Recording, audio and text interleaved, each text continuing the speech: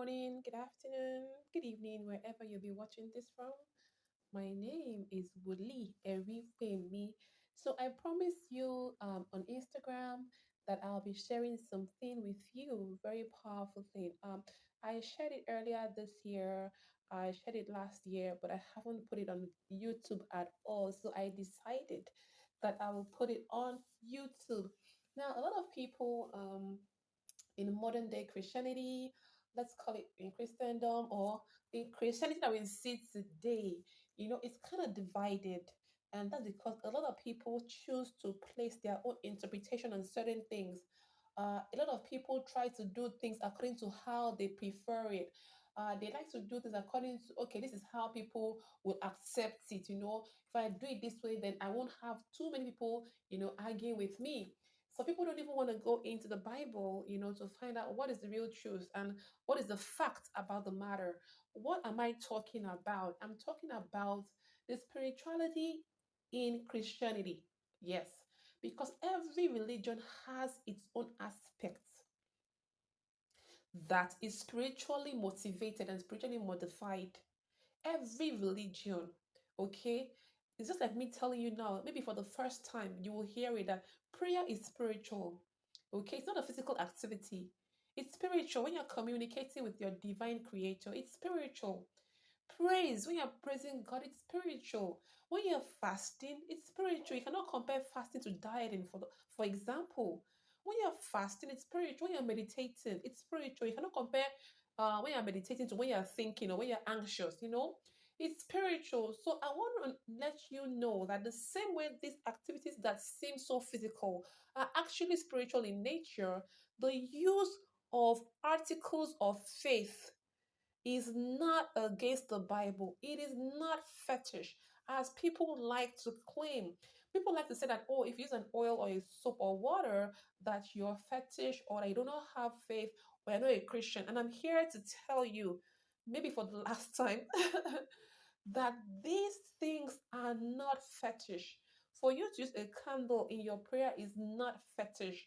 To use water, to use salt, I've been able to prove to you time and time again from the Bible that these things are not fetish. They are not evil. Okay, you can find the use of candle in the Bible. You can find the use of salt in the Bible. You will find the use of water in the Bible. You will find the use of oil in the Bible. Now, let us go to the matter of oil because that one is so heavily disputed. Okay, a lot of people like to think of anointing oil as that bottle of Goya oil, and you go to the market and go and buy, and maybe you make prayer on it to bless it, and you call it anointing oil. Well, let me tell you that that is a lie. That Goya oil that you all go and buy and say whatever on top of it is not anointing oil. According to the Bible, in the book of Exodus, anointing oil is made with extra virgin olive oil plus myrrh plus calamus plus cassia plus cinnamon. These are the things you combine to make holy, sacred anointing oil. Okay, so let us just establish that fact first of all. Okay, and there was a caveat in the book of Exodus. It said only the priest is allowed. The people are not allowed to go to their own houses and begin to make all anointing oil. So you can go outside and go and buy Goya oil, but only a priest or a priestess or someone who is a spiritual worker who has been called by God can actually prepare and give you anointing oil. Okay? Sacred, holy anointing oil. Now, let me tell you, and I'm sure you will be hearing it for the very first time. I can be very certain because the Maleka that taught me, he's not a Maleka for the whole world, though. He's a Maleka that teaches me things that I bring to you, and you're like, wow, I have never heard this before. But when you hear it, when you ask the Holy Spirit inside you, if you have the Holy Spirit, the Holy Spirit will teach you all things. He will deliver to you the truth and let you know what is the truth. Now, let us go into it. So people will say, oh, what is So, okay, you're saying all of this. Then where do you get the favor oil? Where do you get the love and attraction oil? Where do you get the money drawing oil? I want to show you very quickly from that particular passage in the Bible. You will see that one of the things that goes in there is myrrh. One of the things that goes in that oil is myrrh. And if you're familiar with the story of the birth of Jesus Christ, you should know myrrh by now. Myrrh was one of the things that was brought to Christ when he was born. The wise men from the east, they brought myrrh, okay? They brought frankincense and they also brought gold to Christ Jesus, okay? Myrrh is also something that was used for purification. In the book of Esther, you will find out that myrrh was used in purification. It was used to anoint the body for a certain purpose. So, if Queen Esther used myrrh on her body before she approached the king and then she found favor, my darling, when I make an oil for you and there's myrrh in it, that is favor oil. Queen Esther used favor oil. I'm happy to tell you one more time that Queen Esther used favor oil because myrrh was one of the things that she used to anoint herself. And remember, she was a Jew. Okay, and this sacred holy anointing oil was a formula given to the Jews, so she knew that that myrrh has something to do and is very significant, okay, for finding favor. It's it's it's important for love matters. It's important for cleansing. It's important for purification. It's important for to aid you to receive your day of celebration. Okay, so that in the Bible shows you that there is favor oil. Yes, there is favor oil. Now we're going to go to the next thing. Is cassia. One of the things that was in that olive, that not olive rather, that anointing oil that we find in the book of um Exodus was cassia. What is cassia? What does cassia do? What does cassia do? Cassia is one of those oils, or the extract of cassia is one of